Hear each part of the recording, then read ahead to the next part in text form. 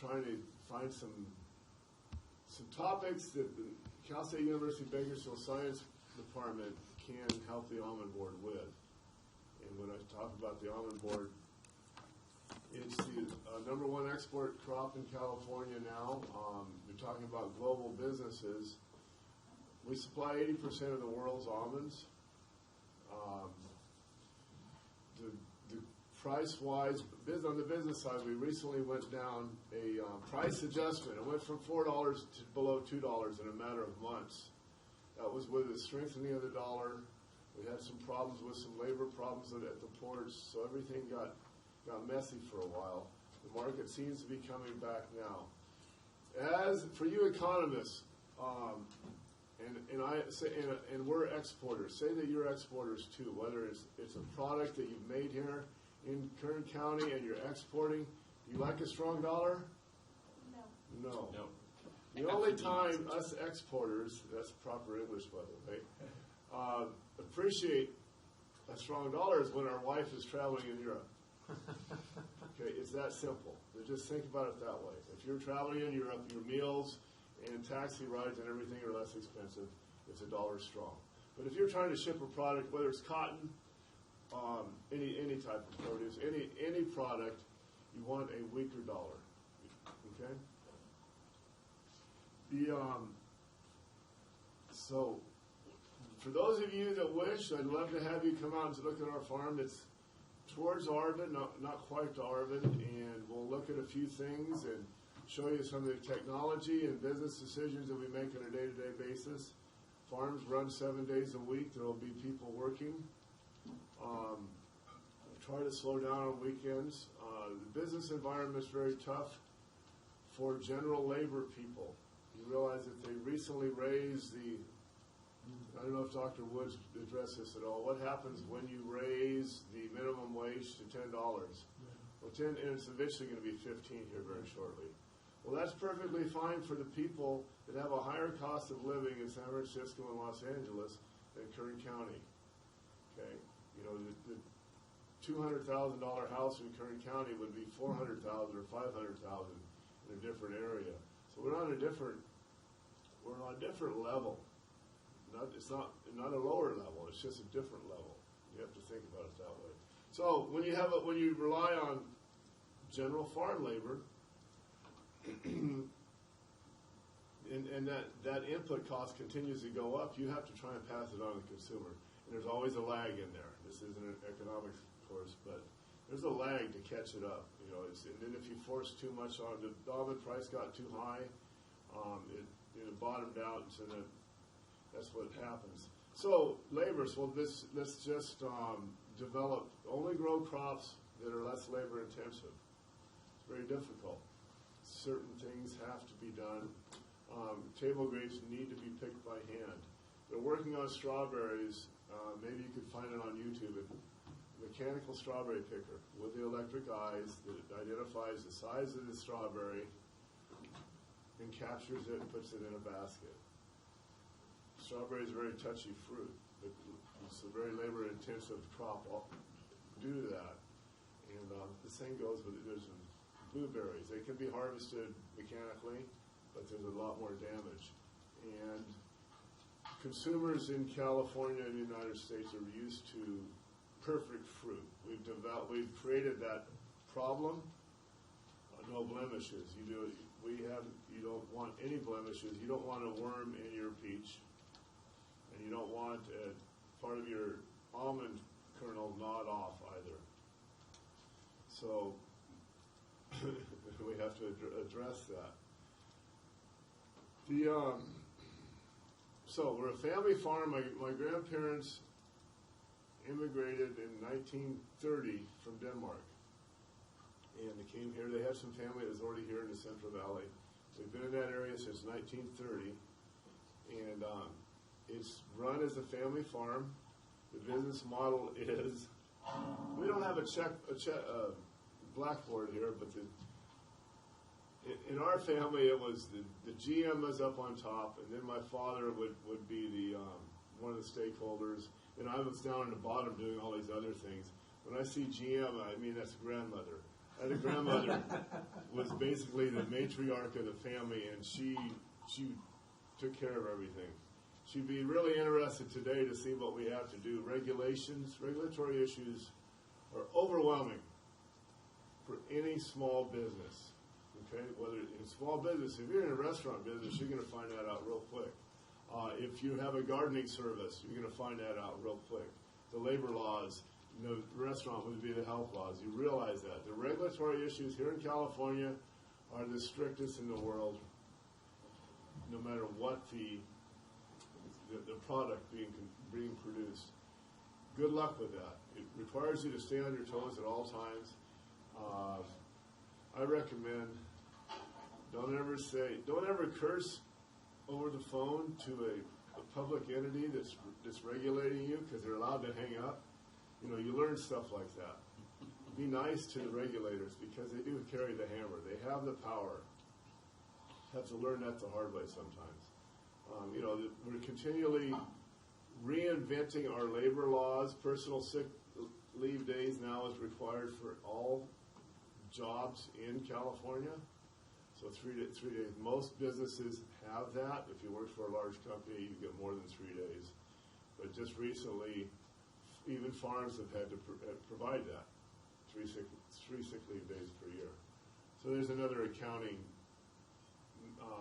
task that you have to learn how to do and administer it properly.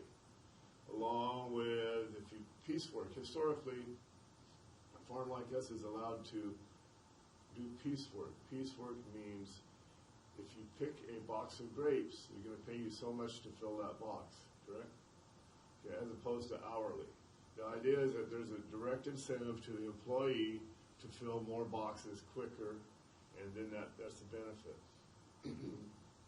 That system has worked well to the benefit of the hardworking employees too. You can realize it takes the slackers out of but they have to still maintain a minimum wage level, and then the overachievers, the very good workers, actually take home more money per day. It's a fair system. Well, now we have to pay for their lunchtime and their break hours too, so we have to keep that accounting method. I'm not going to confuse you with that. As our family farm, we grow almonds, grapes. Most of our grapes are made into grape juice concentrate. Some of them are hand harvested, some mechanically harvested. Grape juice concentrate is an additive. Is an ingredient for a lot of things. Ocean Spray is one of our largest customers. Ocean Spray cranberry juice or any Ocean Spray juice, it will say grape juice concentrate added. That's the sweetener. It's a healthy sugar. So grape juice and Smucker's is a big customer. A lot of the new fruit drinks utilize grape juice concentrate, so that's an ingredient. We also grow fresh potatoes, yellows and reds. You might see some of those today. Carrots, we grow for the 2 big companies, Grimley and Bolthouse, and also for Kern Ridge, number 3. Fresh garlic, and that's harvested by hand, most of it. Some of it's mechanically harvested. And what am I missing? Oh, tomatoes. We have processing tomatoes. Processing tomatoes are for ketchup. It's for tomato paste and tomato products. You buy peeled or stewed tomatoes in a can. So we market through Del Monte, which is the Del Monte brand, Contadina, and S&K. And they have their products, whether it's the sliced and diced, the paste, and ketchup itself also. It's not just ketchup, but there are it's another ingredient crop that we grow. Ingredient crops are okay, or because the shelf life, whether it's almonds, a couple year shelf life on almonds, and garlic products has a long shelf life. The longer shelf life. If you grow a head of iceberg lettuce, the shelf life isn't very long. Okay, so you have a quick turnover. You can have the peaks and valleys that are really quick. With something with a longer shelf life, that would be the same with your business model. You can how can I explain it? If it's seasonal, what would that be? Then you better have the capital to make it through those peaks and valleys. Okay, And that's what, by us being diversified enough, we're able to make it through those swings of the dollar being strong and the import of Oakland being shut down for 2 weeks and not being able to send any almonds at all, which creates a domino effect of other problems. And it backs up all the way to the pocketbook of the grower. That's literally what it does. So it's a family farm. Back to that. I've been doing it since the day after I graduated from undergrad.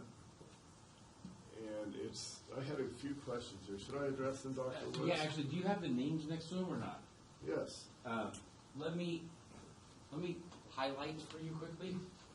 What I was thinking, since the folks here are coming, let me just start real quick. So he's going to pick out his favorites and ask me to answer them. Yeah. No, it's not that. Since folks here are coming with us to the they're coming out to the farm.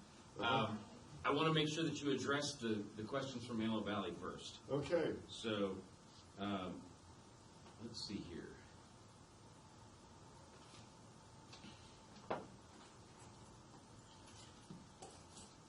So the organization, my parents are still actively involved. Mom's 82 years old, Dad's 80, and they're there day to day. Mom helps me in the office. We don't have a lot of management. Then there's myself and my cousin Andy. I handle the office and the irrigation and the labor, and my cousin handles all the mechanical part of the farm. That's our division of labor within our organization. We carry 20 year-round employees. There you go. 2,500 Circle acres. the ones that you want to do first. 2,500 acres. And these crops that we grow,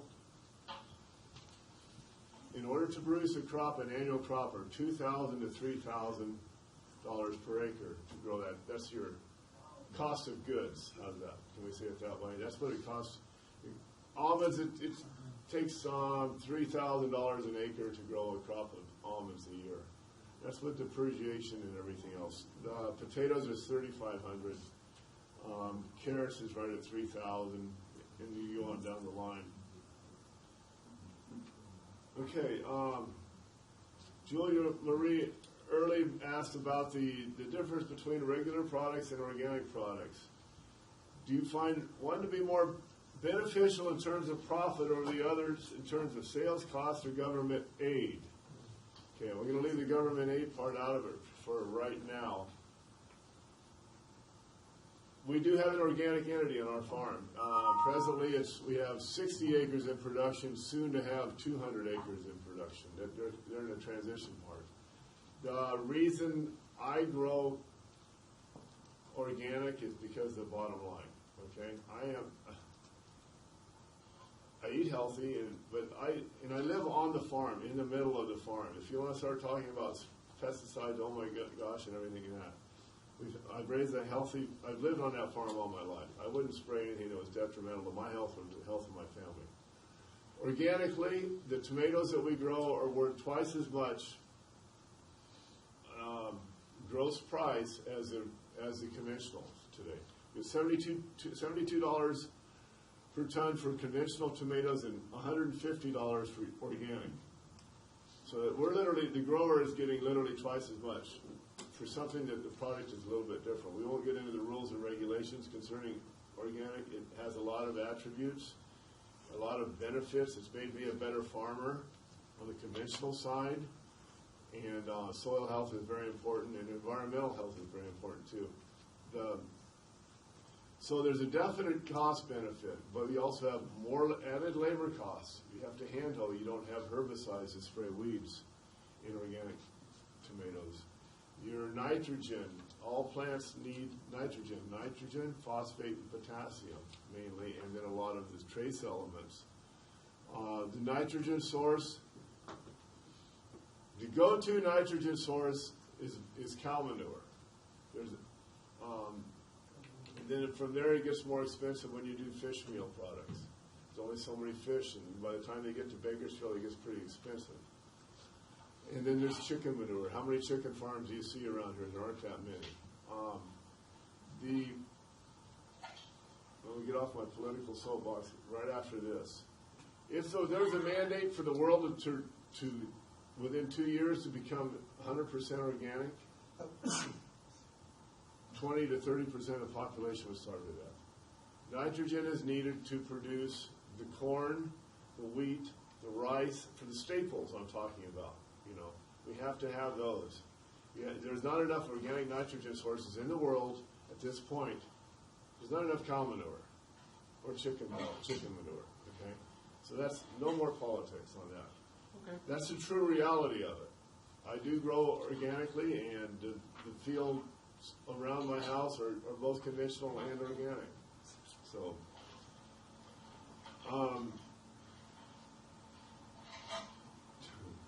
Ashley asked, do you feel education has improved your success? Of course, I'm a big advocate of education. I would like to continue to give back.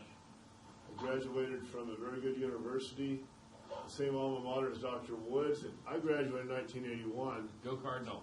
Go Cardinal. Christian McCaffrey. So, in 81, I had plans and an amazing tight end who never went pro, named Ken Stenbrook. No, it wasn't amazing.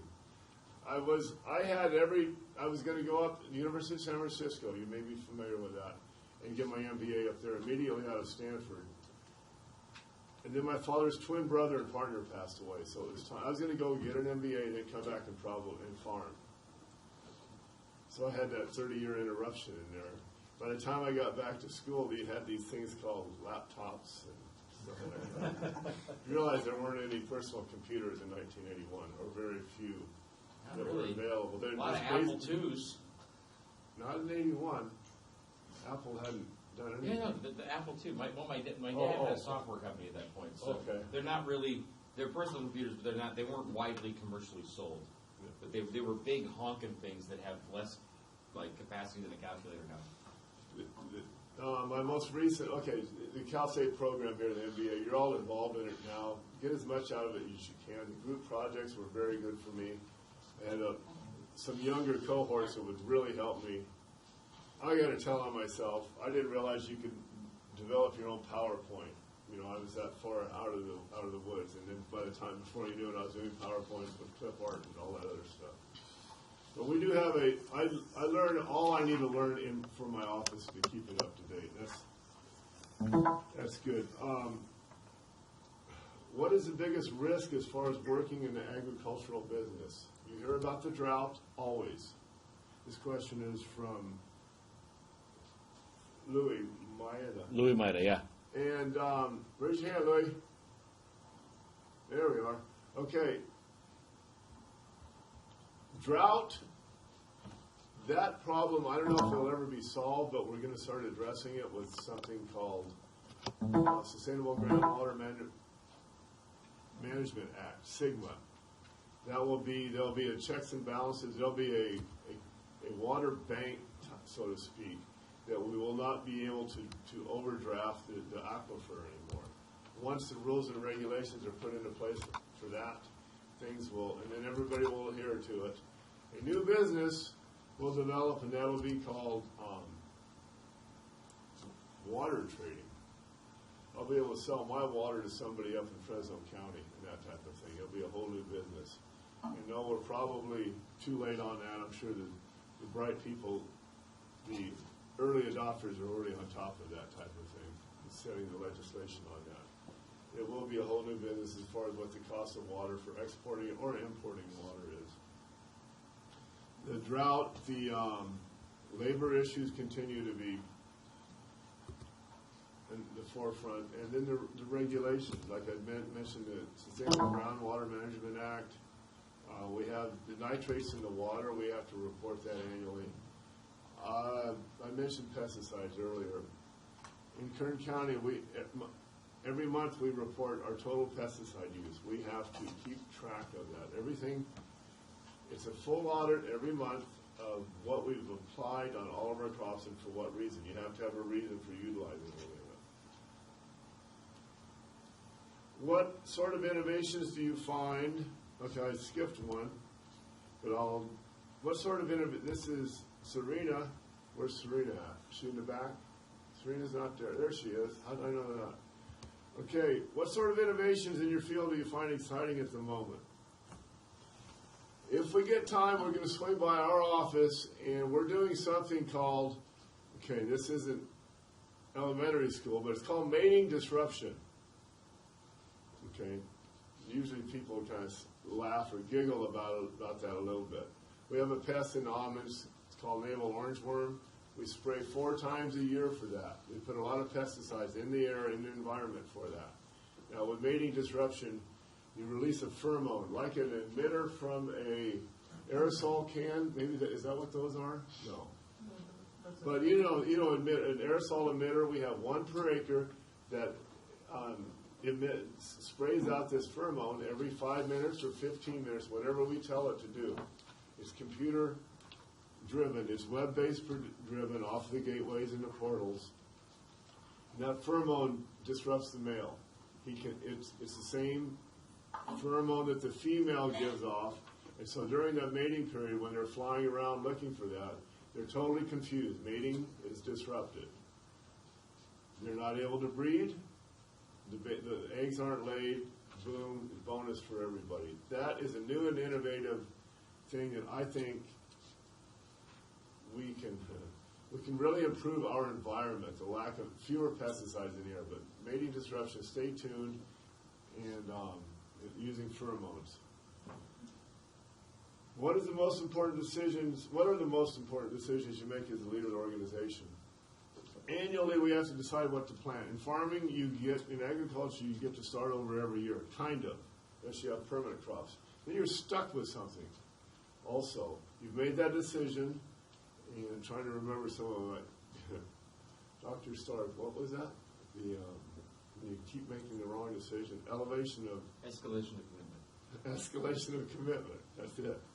So you plant this vineyard, and you wanted to do it. Nobody else wanted to do it, but you talk yourself into it. You stick with that, even though it proves to be a loser. Try to avoid those mistakes. Escalation of commitment. Thank you, Dr. Woods. No problem. And just terms like, I've been doing that all my life, and I think once I heard it said in the proper format like that, it made me realize, we can maybe correct that and stay out of that rut. And that's basically what it is a rut. In order to allow yourself, is it 5, somebody here help me, 5 levels, and it's called adoption of technology? You guys remember that? We have not gone over that in this class. Okay. So am I speaking ahead? Is it innovator, early adopter, early arriver? Yeah, I thought there were and then 4. laggards. Laggards is on the bottom. Nobody's had that yet? With Dr. Paris? Marketing. Dr. Paris, maybe? Yeah. I think they probably had it with either Dr. West or Dr. Carter. Okay. I have it here. Google. Okay. What are they? What's the top one? Innovator? You mean the higher percentage? The first ones are the innovators. Yeah. Okay. And that would be, I'm going to use some operations around here if you're familiar with them. That would be the Paramount/Wonderful of the world, the ones with, and then a Grimway or a Bolthouse, because they've gotten to that point where they're always up there. They have the cash, they have the resources to do the investigation into the newest of the new technology. This mating disruption didn't come from me. It wasn't my idea. It did originate with the people, the PhD over at Paramount, and he started developing it. So now I'm an early adopter. So innovator, early adopter, early arrival, late arrival, and then laggard. Laggard would be the old guy that never changes anything in any type of business. My family wasn't that. We were in the rung number 4, and I think now we're moving up. I think I've helped us move up to level number 2 as far as early adopter. For a family farm of our size, I think that's where we're at now. So you're taking risk when you're adopting early. There's that risk, but then if you arrive too late, you're not going to gain the benefit. We spend, our input costs are, chemicals and fertilizer are most expensive, and then energy, whether it's water, purchasing water, or PG&E Electric itself. Spend a lot of money on that a year. 20% of our budget is on energy. Yeah, 20%. So what's an innovation in energy right now? Anybody? Solar. There you go, exactly. Solar. And the first question from Julia Marie Early was government aid. Government's on top of this thing right now, right? They're going to give you tax incentives to convert to solar. And that's exactly what our farm is doing. We're putting up a 1 megawatt plant. Wow. So we're not an innovator. We weren't the first ones to do it. We're an early adopter. And some of my friends and neighbors will never do it. And what will happen is they'll miss out on that window because it will sunset as far as the 30% government tax credit. And there's also a USDA grant that will pay 25% of the project cost. So when you take a $2 million project, So you're paying for less than half of it then? Yeah. For the 30% and the 25%? Yeah. Wow. And then your return on investment is 4 years and not 7 or 8. Okay? But you got to get up there and adopt that. You got to get up there pretty quick and do that. Get your name on the list. You got to stick it out there. You got to have good enough credit in order to pull it off too. So just like any other business, if you're in a restaurant, I keep reverting to restaurants. Not everybody's going to have a restaurant, but maybe it's so you have a cost, you have a lease, you lease a building. Very few restaurants own their own building. Okay, that's a direct cost for your small business. And are you going to buy all new furniture, or you use the furniture at the last restaurant that was there? Are you going to start making those investments to increase the revenue? Or are you just going to say, all these tables and chairs are perfectly fine, and this dirty rug is perfectly fine, that the customers will never see that? So at what level are you going to borrow as much money as you can to improve the product being the restaurant, in that sense? So that was the innovation as far as the solar, and I'm glad you guys are on top of that. It works really well. It'll be about a 4-acre project. We're able to, they call it aggregate a number of meters, 12 of our irrigation wells together. That's how we get the government tax credit. And renewable energy. It also happens to be right next to an oil well. So that is nice. That is nice. Well, it's something else. Okay. The 2 or 3 most important concepts that I learned in our MBA program, you use in your personal life. The management courses were very good for me. I'd been in our family operation and never having worked professionally for anybody else. Like I said, there was my grandmother. Grandfather was a worker, but she was the boss. And my dad, a very controlling man, bless his heart. And then myself. And there were many things you guys have noticed I'm involved in some organizations now, finally in my life. When I was earlier in my 30s and 40s, my father said, Kent, you don't have time for that. You need to stay here and work. Well, that's the wrong direction to go. That's because he was more of a laggard. He said, you just stay here, boots on the farm. You don't need to run up to Modesto and work for somebody else's almonds. You stay here and take care of ours. That's the closed-mindedness that you cannot have in any organization. So you're stuck with the same people all the time, no fresh people coming in, nobody coming to show Kent that you can do a PowerPoint in the office. Doing perfectly fine on every aspect of computer that I needed to do for my operation. We didn't need to do any PowerPoints. Okay? That was a technology that was not necessary. And there was no reason for Kent to run up to Santa Cruz to work with California Certified Organic Farmers for somebody else's. That was the mindset of some of my family members. Now they see the benefits of Kent being involved in these other organizations, whether it's potatoes, tomatoes, and almonds. You get on the forefront of research, scientific research, and also market trends and varieties. It's good to be involved in your industry. So if you start that small business, look at the trade organization that it's involved in. Trade organization, if you start the small business of framing houses, how's that? I don't know. Okay, look in, there's a trade organization, well, that might be the union, but there's also a trade organization of house framers, that type of thing. The same goes for restaurants. Get involved in those types of things. The Downtown Business Association. Get involved in those organizations. It will help you and your network more than you'll ever know. As a board member of different organizations, what is the most influential decision that you made? Oh, this is very appropriate. Where's Emma, Elizabeth? Emma is actually not here right now. She Emma. normally would be sitting. She was right going to there. get the question of the day. That's But- not Emma? No. She would normally be sitting right behind Tawana, but her son was sick today. She actually texted me right before. Okay. So I'm answering hers. Go ahead. Okay. What is the most important influential decision? I'm on the almond board. It's a federal marketing order under the auspices of the USDA, United States Department of Agriculture.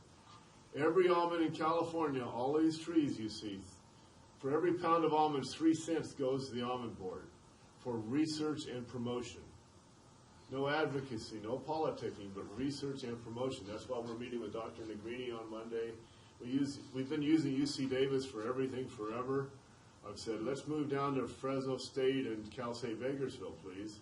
That's what we're doing. So we raised the assessment rate from 3 cents a pound to 4 cents a pound. Because if you've noticed, if you are aware or even really care, there's a lot of new almonds being planted. So in a number of 3 or 4 years, we're going to have a 20% increase of supply. We have to develop those markets as fast as we can before there aren't enough container ships in the world if we don't develop those markets now for them to just store them offshore. Not enough containers per se. So a lot of different things. We do the research, the scientific research, satiety, which means filling you up, being satiated. The diabetes research, almonds are heart healthy, they're the right fat, and they lower cholesterol. There are a lot of studies done on that. The next round of studies is, I'm trying to justify us raising the assessment rate. I raised taxes. What we did was we raised the taxes.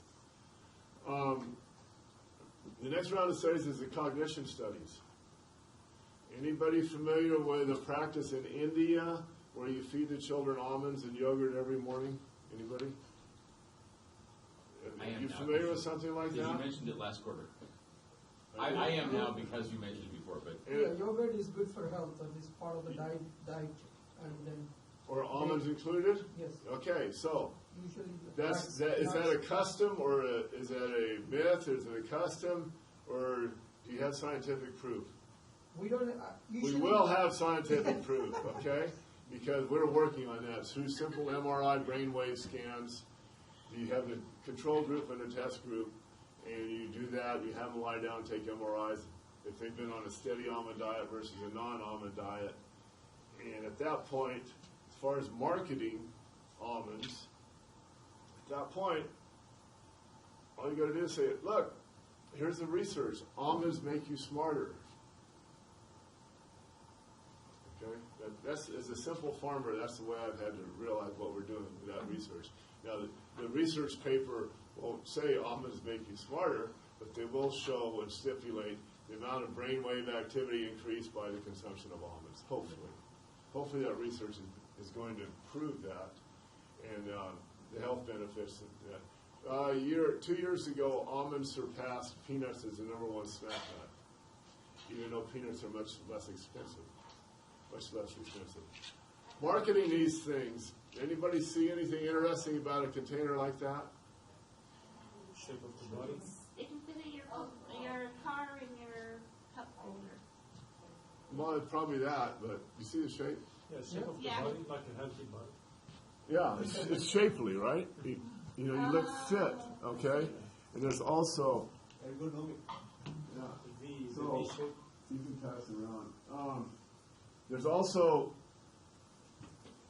sorry about that, Antelope Valley. Everybody likes to eat and snack in increments of how many calories?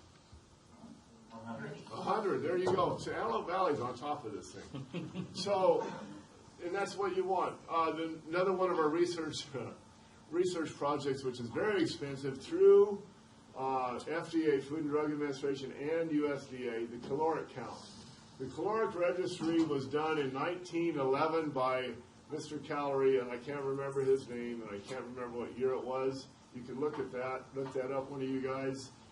And that almond that they used in 1911 is a totally different, we have a totally different almond today. The caloric count is actually like 8% lower.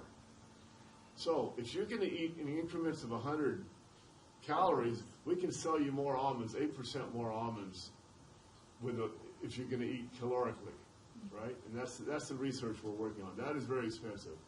But that's how the marketing side of it works. You develop the benefits, you show the benefits of your product, whether it's your restaurant or whether it's your lawn service and that type of thing. You have a lawn service that doesn't require combustion engines or something like that. You know, the solar-powered lawnmowers, you could probably charge 3 times as much. So people like that say, I have solar-powered lawnmowers. Yes? May I ask a question maybe? I heard you say something earlier. You have big brands that your crops are going to. How did you get those contacts? Like, how did you get your product in Ocean Spray and Blue Diamond? Like, Okay, very good. And Blue Diamond. So our family, we're small in the real world. As far as California ag and global ag, we're members of co-ops, cooperatives. Are you familiar with anybody have any idea what the cooperative membership is? It's a bunch of growers going together, and you're all part owners, and you elect your board of directors. And that's Delano Growers Grape Products, which is where our grapes go. That's the co-op that markets. And as a whole, there are 100 of us growers, and we do 200,000 ton a year, and then we market to Ocean Spray and Smuckers and whoever else we need. Del Monte is not a co-op; it's a private entity, and we signed an annual contract with them. Blue Diamond is a grower-owned co-op, headquartered in Sacramento. So there are 3,000 member growers of Blue Diamond almonds. Blue Diamond is the largest marketer in the global, largest single marketer in the world.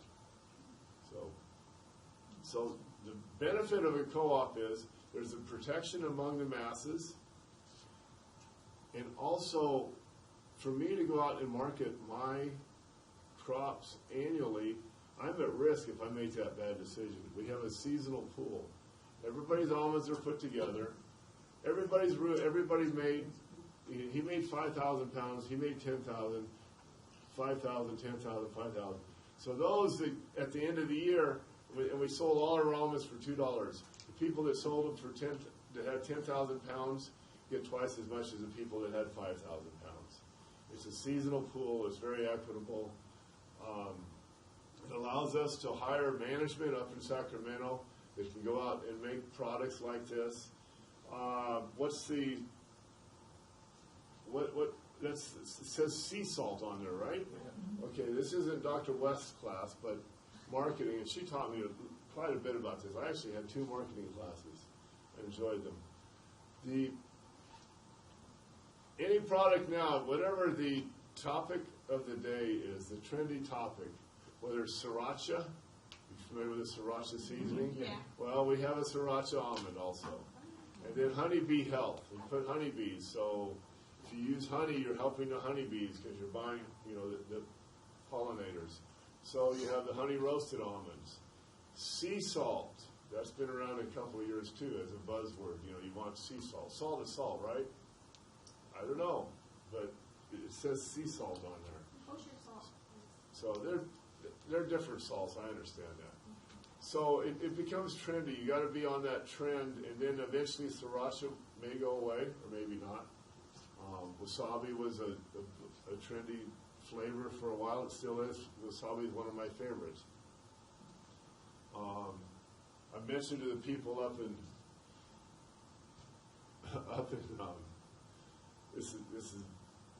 up in Sacramento, the guys in the kitchen are actually the lab that developed those. I said, well, the Northern Europeans in Scandinavia, they eat a lot of licorice. You need to do a licorice flavored one. And then for India, you need to do a curry flavored almond. And if you think about it, as far as increasing consumption, we're able to do this through Blue Diamond because it is so large, even though I'm so small. there's 1.2 billion people in China right now. If every person in China was to eat one handful of almonds a year, you couldn't plant enough almonds in California to feed them, to do that. So one handful, quarter of an ounce or half an ounce, whatever it is. So you think about that, and then the health benefits they'll be getting for that. Any other questions right now? Can I? Yeah, I'm going to jump in for a second and ask basically that same question. So it's 10:35 right now. Okay. For AV, I'm going to get back to you guys in just a second, but basically there's 6 of us in here that are driving. Is anybody from AV going to come and meet us at Kent's Farm? No. Okay, I figured not. Okay, so the 6 people in here, who has to leave besides Ray? Who has to be gone exactly at to be at a meeting at exactly 1 o'clock? Anybody else? Yeah, I have to leave it. Okay, we'll do it quick. We'll see a little bit if you can. Yes, and if any of you guys are going to be here early, carpool with me.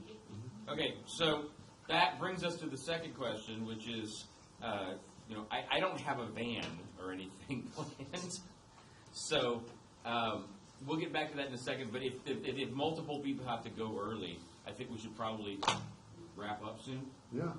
Okay, AV, are there any questions you guys had that Kent wasn't able to get to? I think we're good.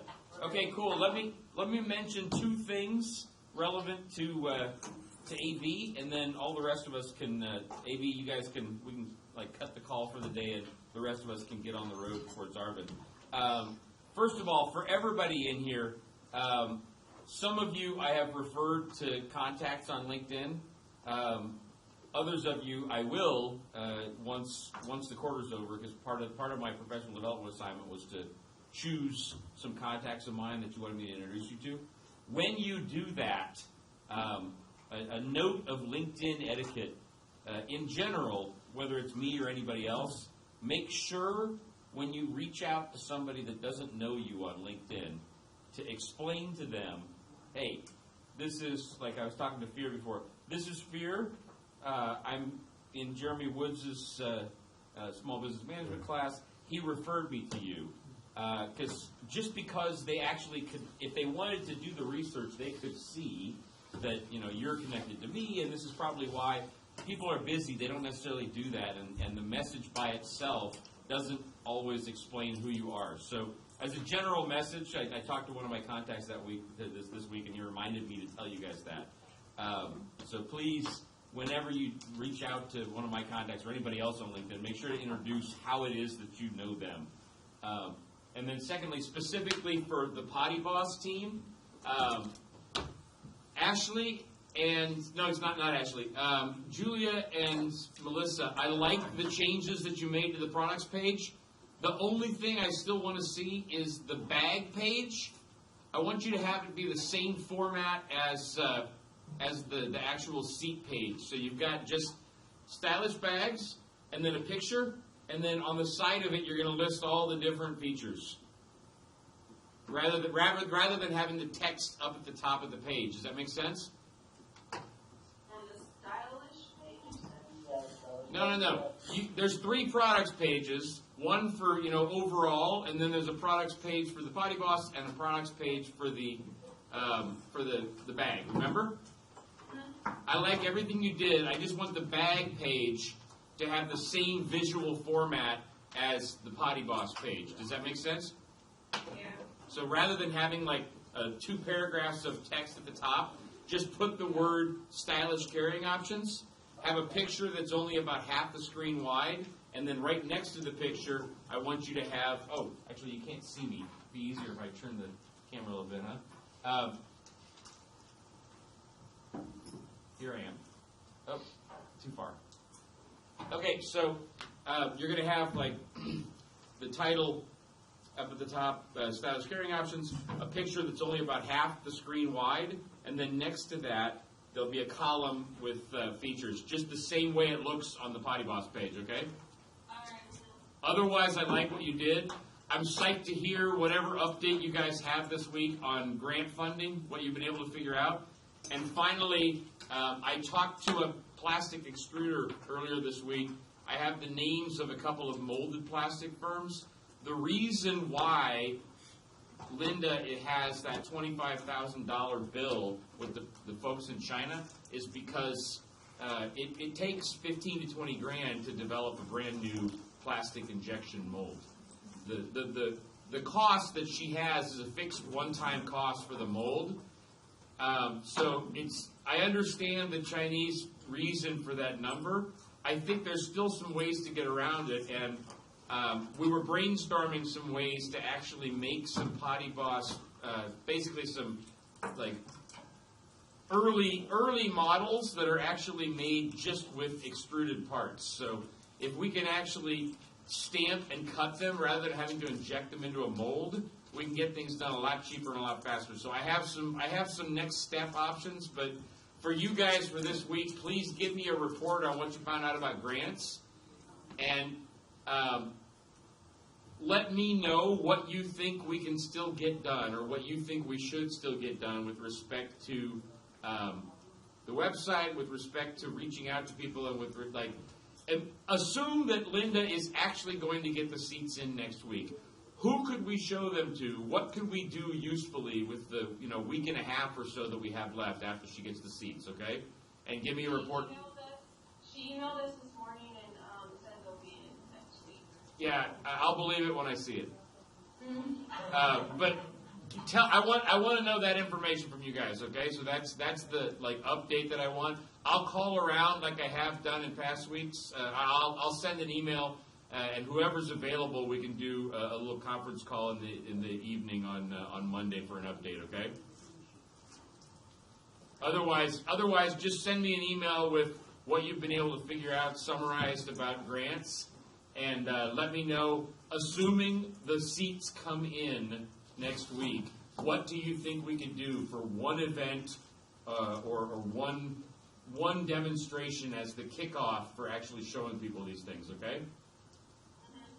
Cool. Okay. I'm going to disconnect. Any other questions from AB? Cool. I'll see you guys next week. Oops, wrong one. Okay.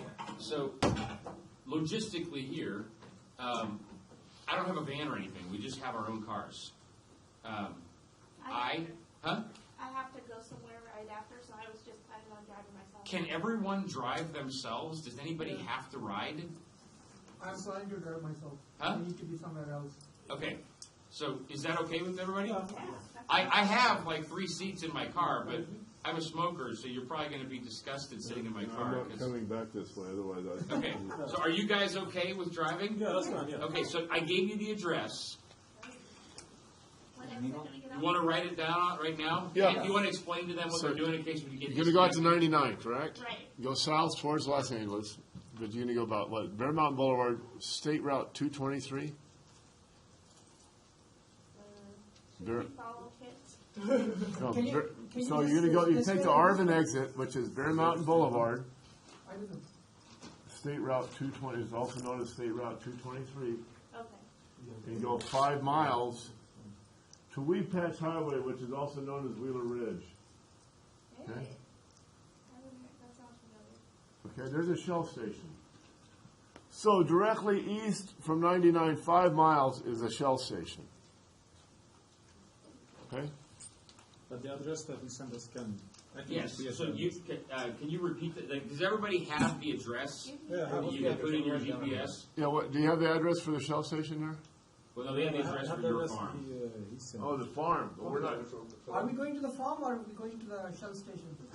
Right. Well, we're both. I mean, we have two students from the prior class you talked to who are going to meet us at the Shell station. Yeah, then we're gonna start there and walk out in that field, That's the address. and then we're gonna continue to the office. Okay, Now, are so those 2 students meeting us? Okay, let's yes, go to the they're Shell going to station. meet us at the Shell station. But first of all, where did Ashley go? Shell station. Okay, Have this address. okay, I'm gonna show you over here. Where's Bear Mountain? There's Wheeler Ridge and, Okay, this is. Wait, you got it right? This is Wheeler Ridge. this? And right there. This, you see that dot? That is the Shell station. Okay. That's where you want to go. Right there, that square.